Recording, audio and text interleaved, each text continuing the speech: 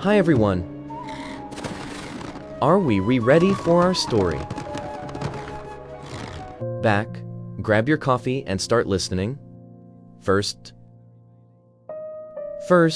subscribe, please like and comment a night at a medieval in the middle of a snowstorm.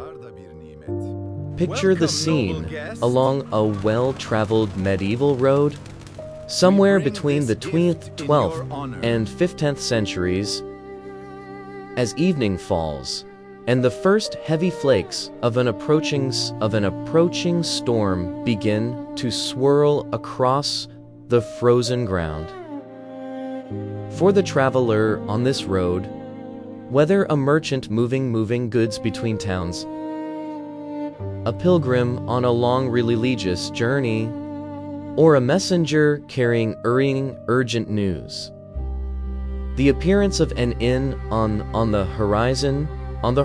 represented one of the most welcome sights the medieval world had to offer: a promised shelter, food, and warmth standing between the traveler and not a night that, as covered extensively in accounts of medieval travelers, lost snowstorms, could otherwise prove genuinely deadly. Medieval inns, though they varied enormously in size, quality and reputation, depending on their location and the wealth of the surrounding community, served a genuinely essential function within the transportation networks of medieval Europe, since a travel by 5-foot, horseback, or cart rarely covered enough ground in a single day to complete most significant journeys without at least one overnight stop.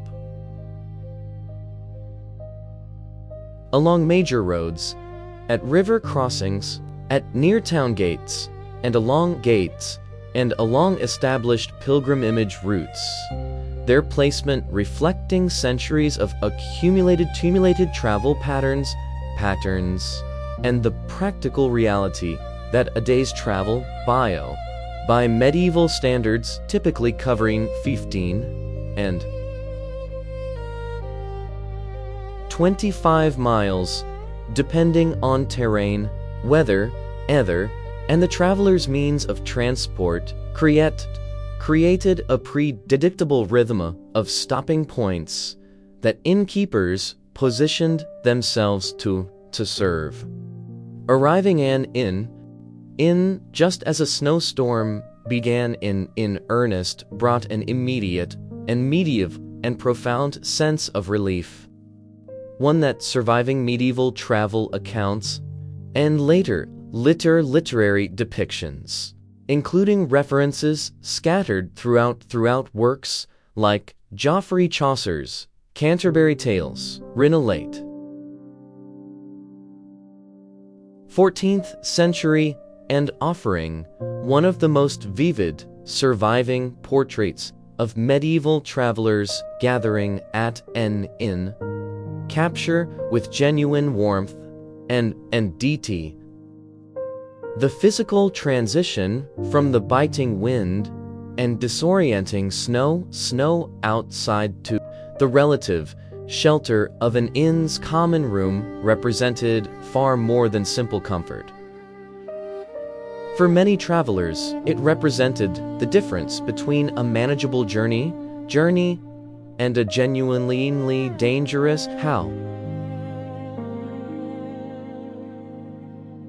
Deeply grateful medieval travelers generally felt toward the innkeepers and establishments that provided this essential service along dangerous byroads.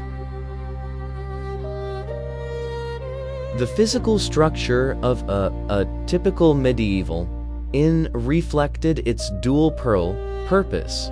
as both a commercial establishment and a place of genuine shelter from the elements.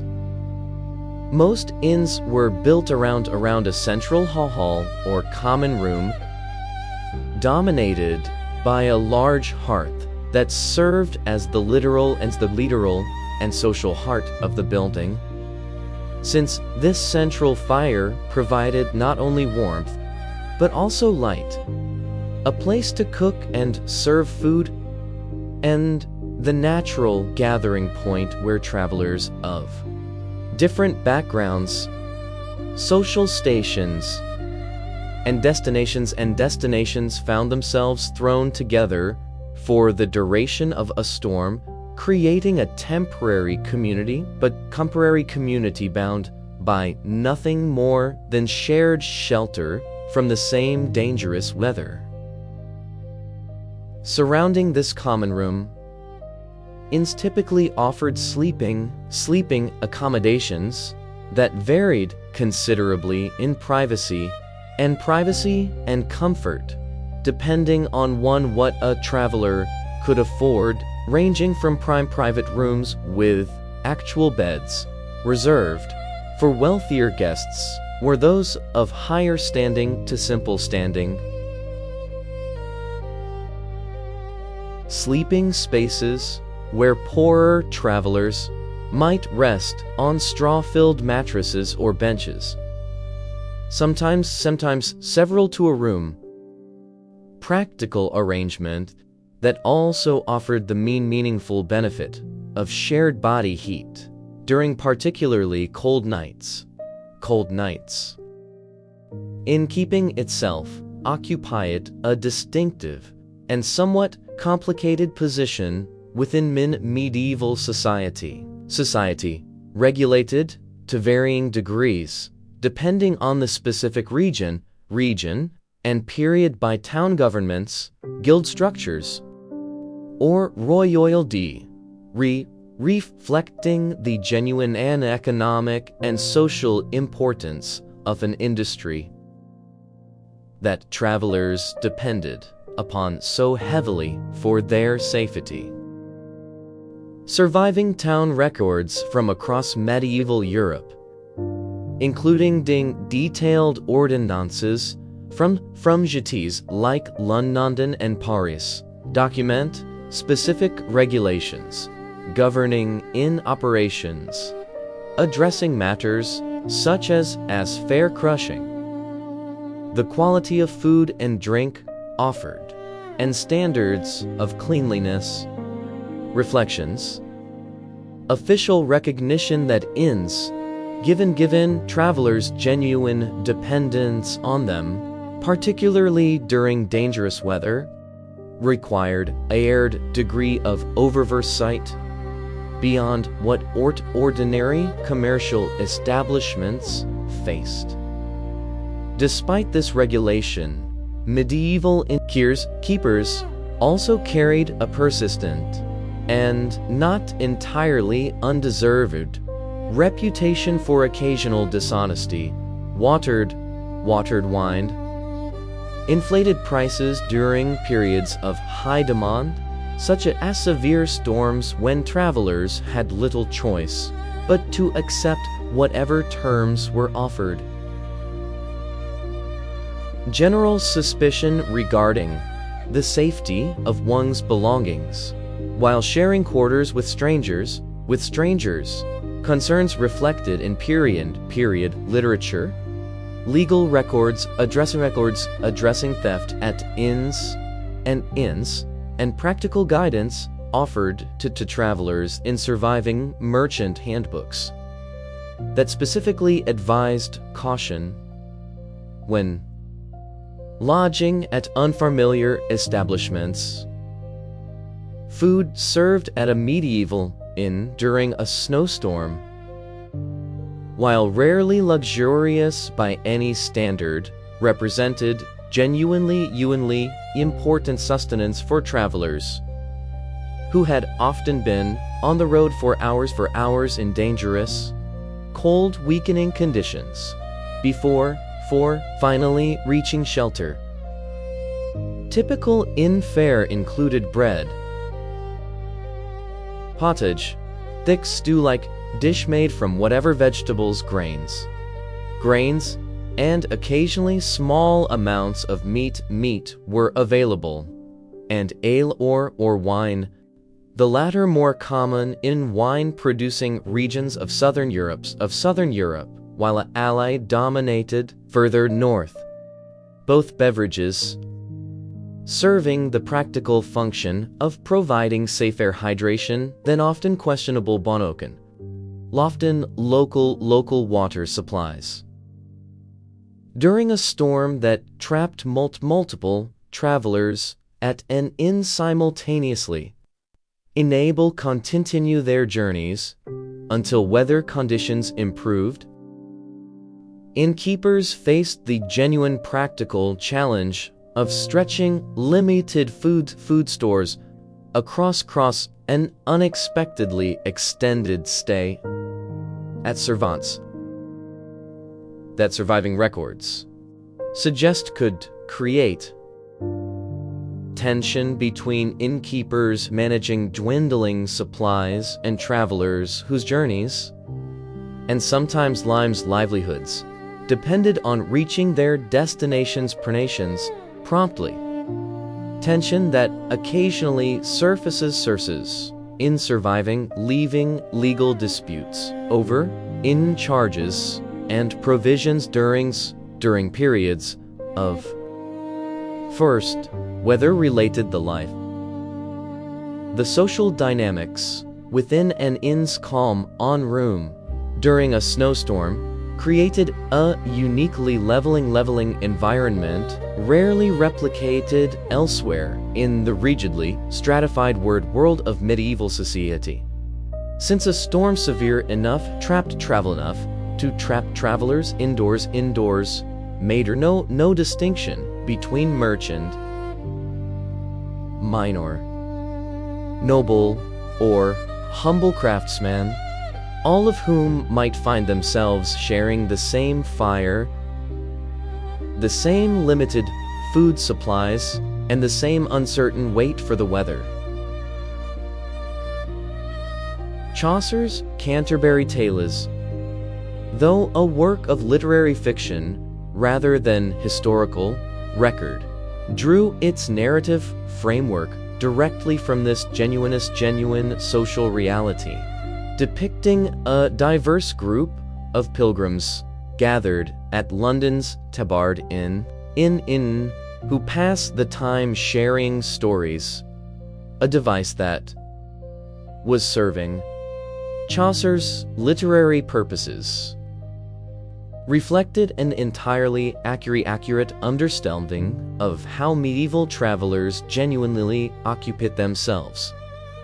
to bring it themselves during enforced stays at inns, particularly during weather severe enough to make continued travel impossible or genuinely dangerous.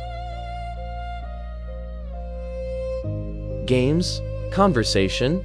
and the simple exchange of news and information travelers carried from their respective journeys represented common, well-documented ways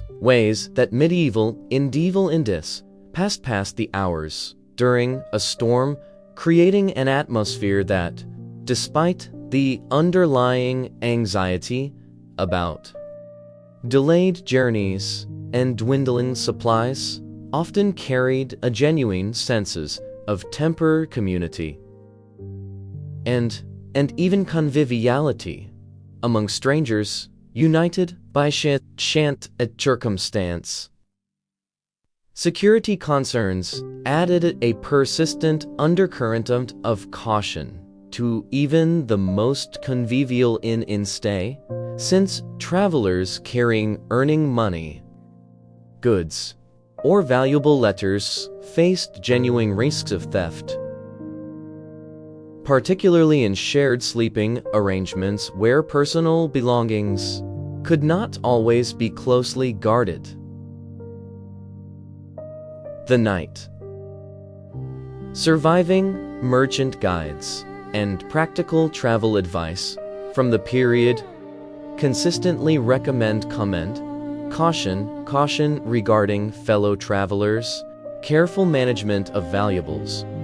including advice to sleep with money pouches secured directly against the body rather than left with other belongings. Weariness regarding in staff and other guests whose backgrounds and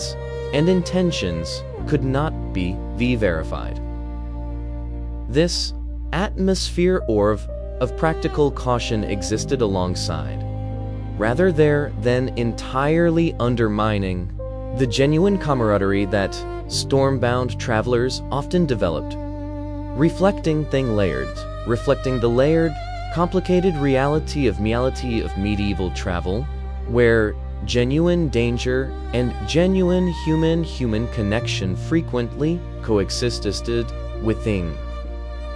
the same shared experience of waiting out a storm together.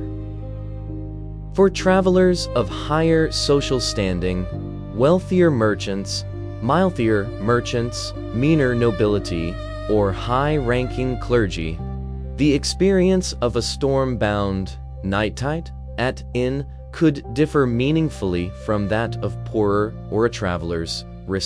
reflecting the broader social stratification that shaped virtually every aspect of medieval life, even within the temporarily leveling environment of a shared common room. Such travelers might secure private rooms, receive preferential treatment regarding food, and the best positions near the fire, and, in some cases, travel with their own servants who managed their master's comfort and security independently of whatever the inn itself provided. Arrangements that, surviving in account records and travel diaries from wealthier travelers document in some detail, offering historians useful evidence of just how thoroughly social hierarchy persisted, even within the shared stance of waiting out at a dangerous storm. As the storm outside continued through the night, the inn staff faced their own considerable burden, managing the practical demands of an establishment suddenly filled beyond its typical capacity, tending the crucial hearth fire that could not be allowed to die down given the genuine danger posed by the cold outside, and managing the logistics of feeding and housing an unexpected number of guests, for it might prove to be an unpredictably extended stay. Innkeepers and their staff,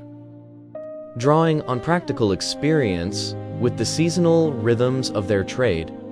generally only understood that severe winter storms represented both a genuine business opportunity, given the captive audience able to travel elsewhere, and a real logistical challenge requiring careful, practiced management of limited resources, a balance that successful, well-regarded inns managed considerably better than establishments that gained the poorer reputations. Reflected in period complaints and legal disputes. A snowstorm posed to an inn's own operation extended well beyond simply housing extra guests, since the storm itself could threaten the physical structure and essential functions of the building in ways that required days of management.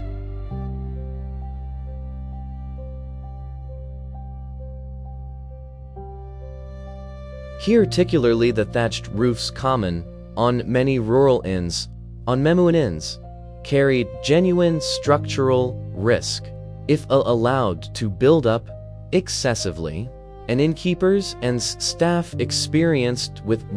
local weather patterns understood that the periodic necessity of clearing snow from vulnerable roof sections during a sustained storm, a task that required venturing back out into the very conditions guests had just escaped. Water sources, whether a well within the inn's courtyard or a nearby ice stream relied upon for cooking and washing, could freeze solid during severe cold, requiring staff to break ice or draw raw water in advance of the worst conditions. Practical logistics that surviving in account books occasionally reference in passing, noting expenses for tools or labor specifically tied to managing these seasonal winter challenges that a summer storm would never have presented. Stabling arrangements for travelers' horses and pack animals represented another significant dimension of an inn's winter responsibilities. Since a snowstorm threatened animal welfare just as seriously as it threatened the human travelers who depended on those animals for their onward journey. Most substantial medieval inns maintained attached stables, and a well-run establishment took genuine care to ensure these structures offered adequate shelter, since a traveler's horse, smula, or ox represented not merely transportation, but then often a significant financial investment, and particularly for merchants, an essential tool of their livelihood, meaning that innkeepers who failed to adequately protect guests' animals during a storm risked serious reputational and even legal consequences. Surviving inn regulations from various medieval towns specifically address standards for stabling, including requirements for adequate fodder, water, and shelter, reflecting official recognition that this aspect of an inn service carries genuine importance, extending well beyond simple guest comfort into the broader economic concerns of a society still fundamentally dependent on animal power for transportation and trade. Religious observance did not pause simply because travelers found themselves unexpectedly delayed by a storm, and surviving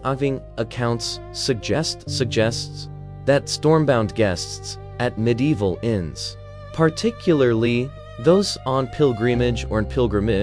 or otherwise inclined toward regular devotional practice, continued to mark their canonical hours of prayer where possible, even without access to a proper church, sometimes gathering informally within the inn itself for shared prayer, a practice that added further community to the temporary community formed among stormbound strangers. Innkeepers in towns with a resident chaplain or located near a monastery, as covered extensively in accounts of medieval monastic winter hospitality. Summer spams benefited from proximity to religious institutions capable of offering additional spiritual or even practical or practical support during a prolonged storm, blurring somewhat the otherwise fairly clear distinction between the commercial hospitality offered by an inn and the more explicitly religious hospitality offered by a monast guest house. Both institutions ultimately serving the same fundamental need of medieval travelers caught bites. Dangerous winter weather. Disputes and tensions among storm-bound guests, while less frequently the subject of romanticized literary treatment than the camaraderie also documented at medieval inns, appear with some regularity in surviving legal records at addressing conflicts that arose specifically from the close forced proximity that a severe storm created among strangers of varying temperaments, backgrounds, and, at times, competing commercial interests. Merchants traveling with valuable goods sometimes found themselves uneasily sharing quarters with strangers whose trustworthiness could not be verified, and surviving court records from various medieval towns document occasional disputes over earth theft, unpaid debts incurred during a storm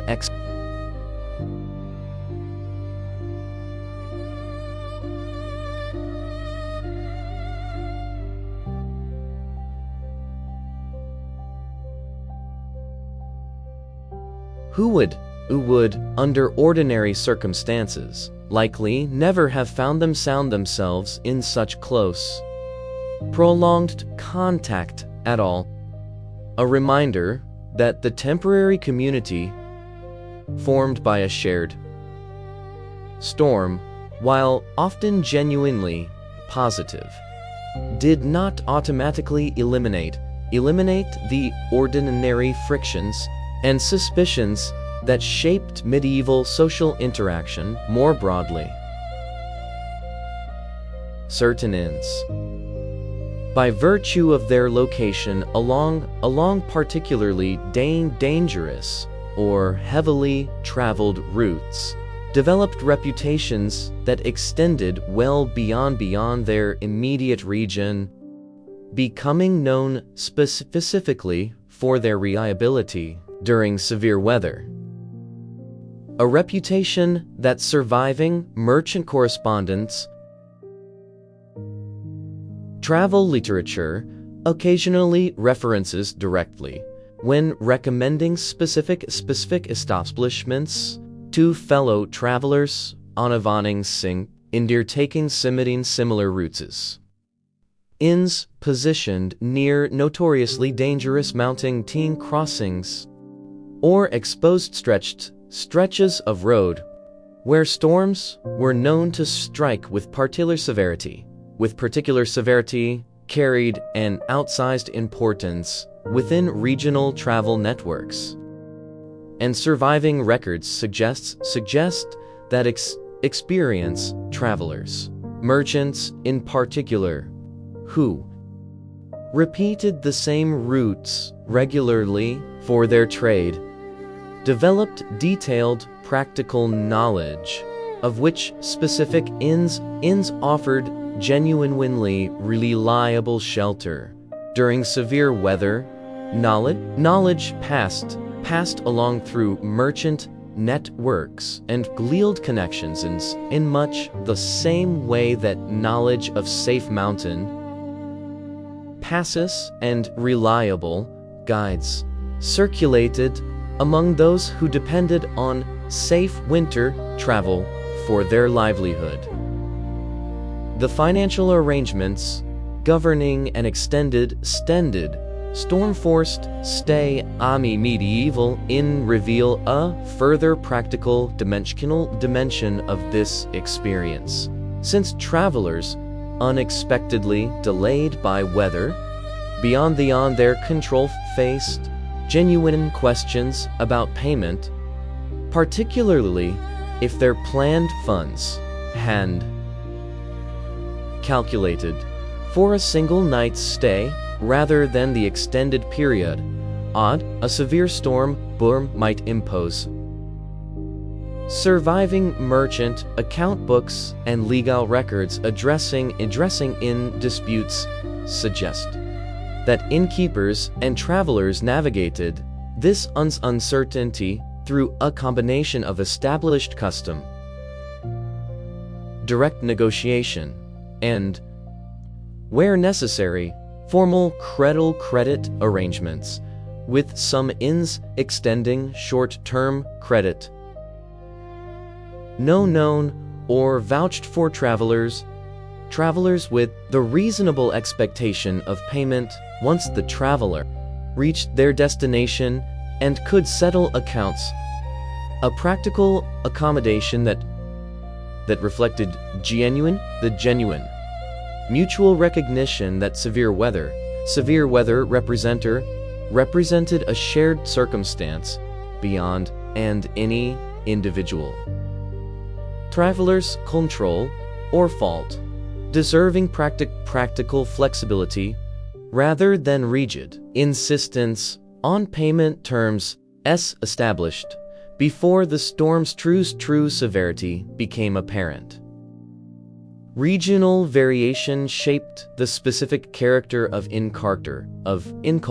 considerably across medieval Europe, reflecting broader differences in climate, trade patterns, and lay patterns, and local custom already noted in the context of other aspects of medieval winter life.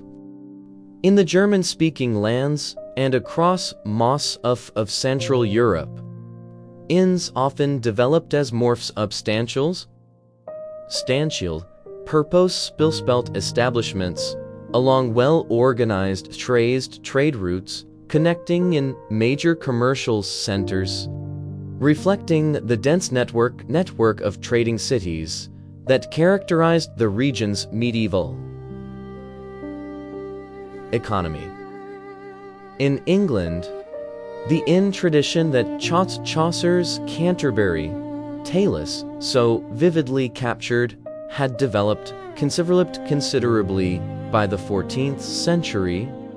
particularly along major pilgrimage routes and the roads connecting London to other significant towns, with establishments ranging from substantial, well-regarded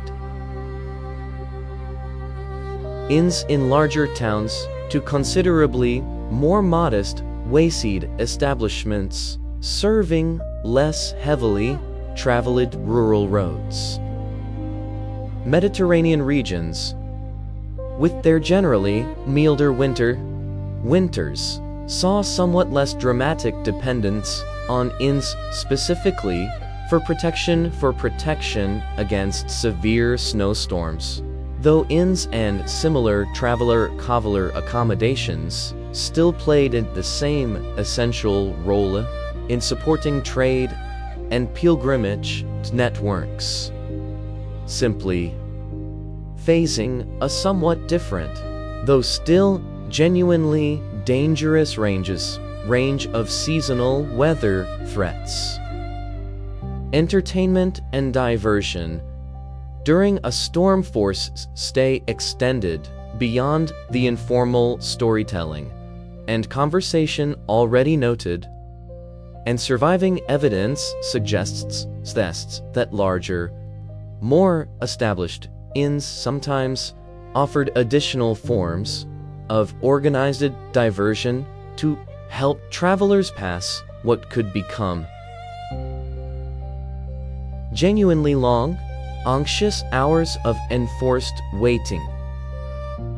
Games and cards, the latter having spread across Europe from roughly the late 14th century onward, following their introduction from the Islamic world, and further east appear frequently enough in period records,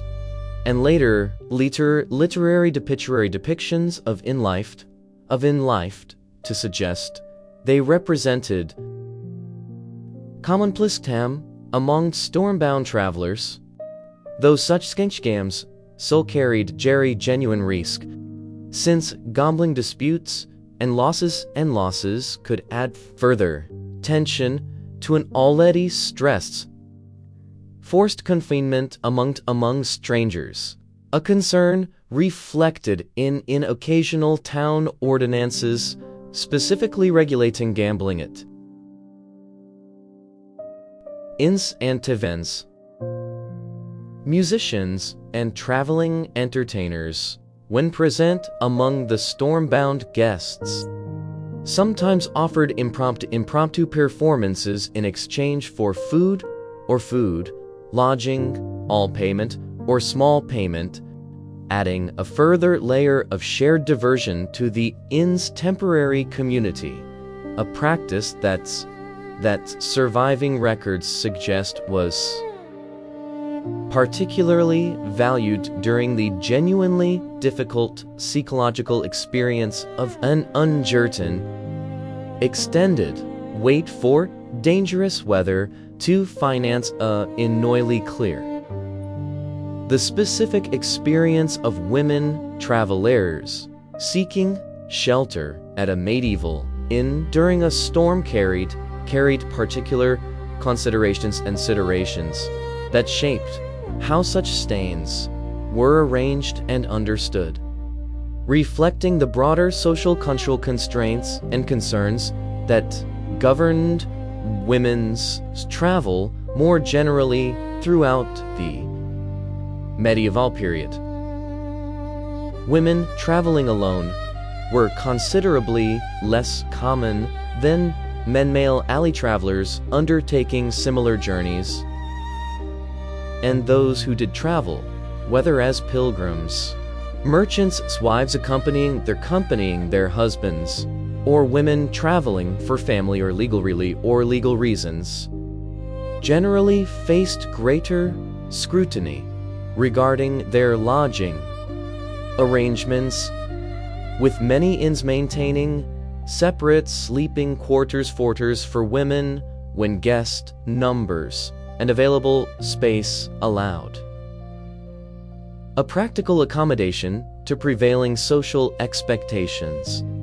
rather than simply added comfort.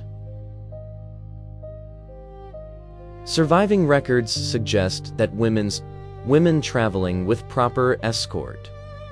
whether family members, servants, or as part or an organized pilgrimage group, generally navigated storm-forced in stays with fewer specific concerns beyond those shared by all travelers, while women traveling with less conventional support faced additional layers of social caution and at times a genuine vulnerability that shaped their experience of this otherwise broadly shared medieval hazard in ways made travelers did not typically need to consider the same degree. The role of the inn within the broader medieval understanding of hospitality and moral obligation, while less explicitly framed in religious terms than the hospitality offered by monasteries, nonetheless carried a meaningful ethical dimension within medieval thought, reflecting the period's broader concern with the treatment of travelers and strangers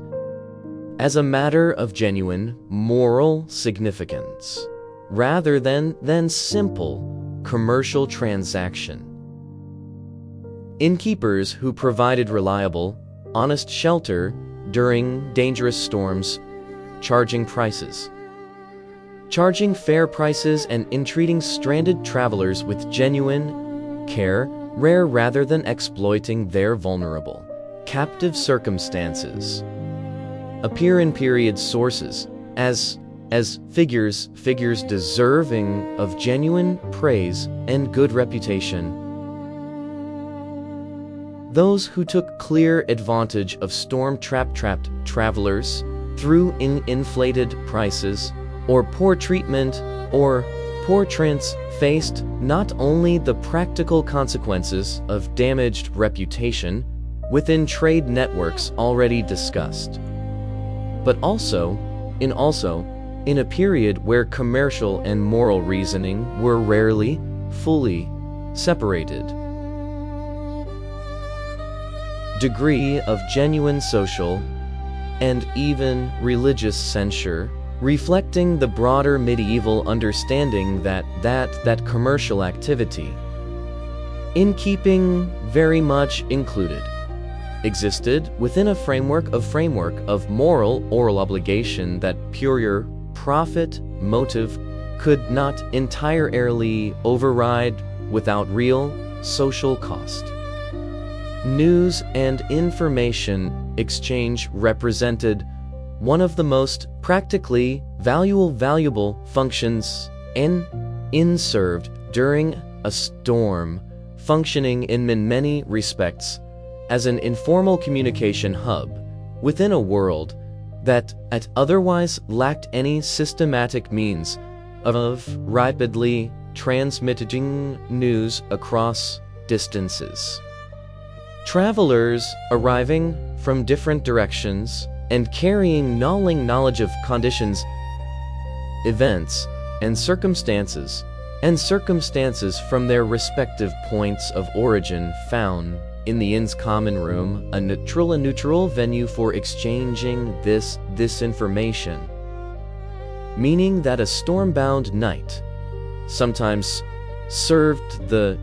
genuinely important social function of updating an entire group of rares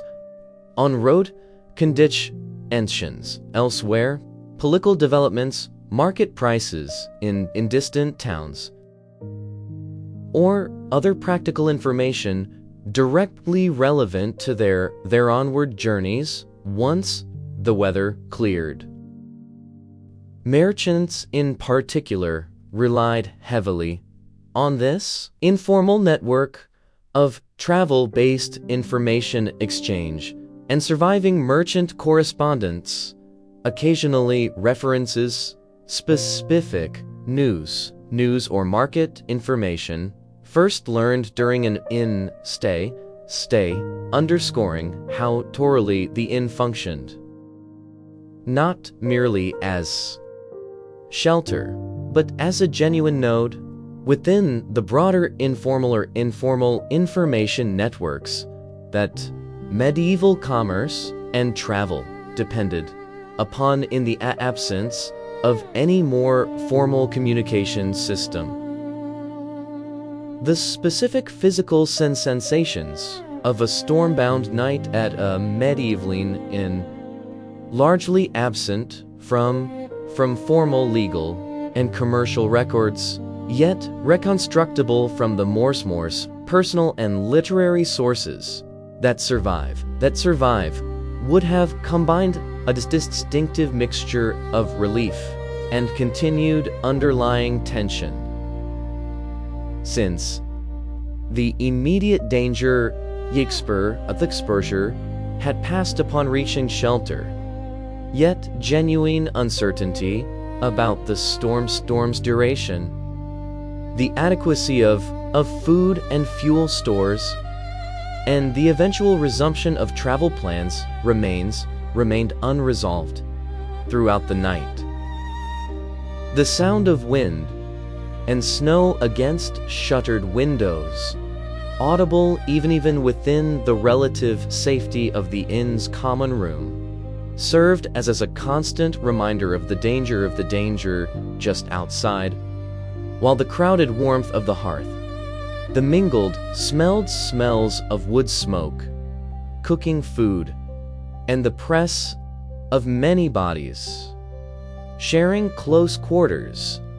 and the low murmur of conversation among strangers, passing the anxious hours together created an atmosphere that period literary sources. Chaucer's works work chief among them, captured with genuine sensory detail, offering later readers, and, by extension, audiences seeking to understand this experience,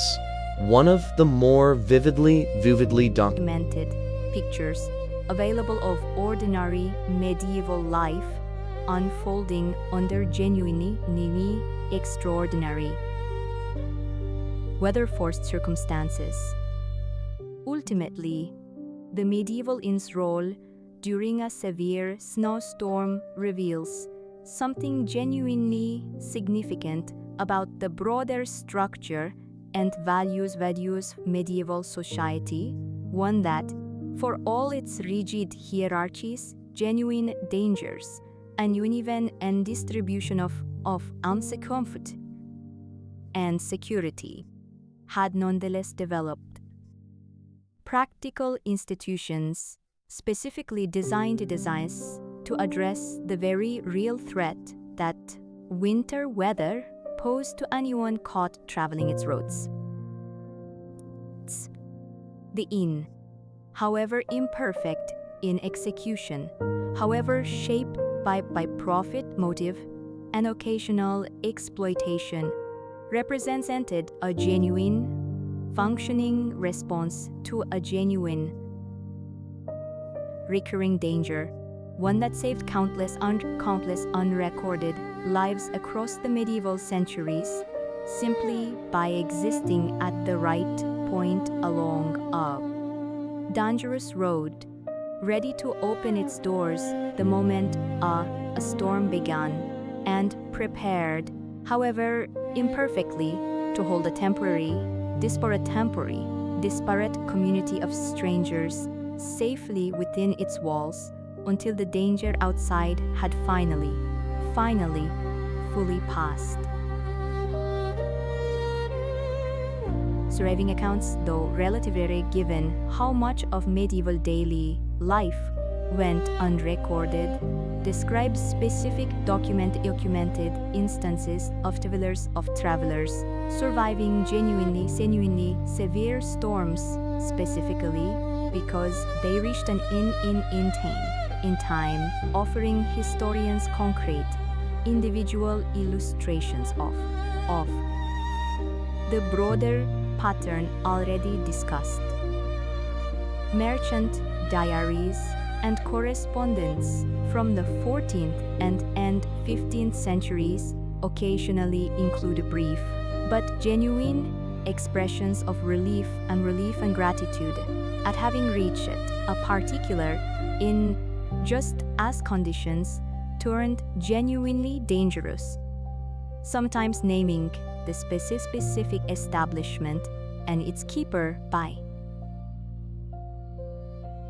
name, but meaningful indication of how personally travelers experienced and remembered these moments of narrow escape from winter's worst dangers, and how directly they attributed their survival to the practical existence of these roadside inside institutions, rather than treating their safe arrival as simple, unremarkable good fortune. The eventual decline of the traditional medieval inn system, though occurring gradually across the transition into the early modern period, and therefore falling beyond the strict boundaries of the medieval era itself, nonetheless emerged directly from the same practical functions and genuine importance documented throughout this account, as improving road networks, changing patterns of trade and travel, and eventually more formalized postal and transportation systems gradually transformed how European travelers moved and sheltered along their routes. Yet the fundamental human need these medieval inns addressed: safe shelter from dangerous weather, reliable food and warmth, and the simple, profound comfort of finding other human beings similarly sheltering from the same storm remained constant even as the specific institutions serving that need evolved considerably in the centuries that followed, a continuity worth remembering when considering just how essential these humble, often unglamorous roadside establishments genuinely were to the safety and survival of ordinary medieval travelers facing winter's most dangerous nights. When morning finally arrived and the storm had passed, or at least eased enough to allow safe travel to resume, the temporary community formed within the inn's common room dissolved as quickly as it had formed, travelers settling their accounts, gathering their belongings and returning. Separate journeys and destinations, the shared experience of the storm-bound night likely to remain a vivid, specific memory even in as the individuals themselves rarely cross again. This transient quality, communities formed suddenly by shared their danger and dissolved just as quickly once that danger passed, characterized much of medieval travel more broadly, but found its most concentrated, concentrated, memorable expression in exactly this scenario: strangers drawn together by a common enemy, in the form of a genuinely dangerous winter storm, finding within an inn's walls not just physical shelter, but for one night, a small, temporary refuge of warmth, food, and human company against a world that, just beyond the inn's door, remained cold, dark, genuinely perilous for anyone still caught within it. Thank you for listening. Please leave a comment and subscribe.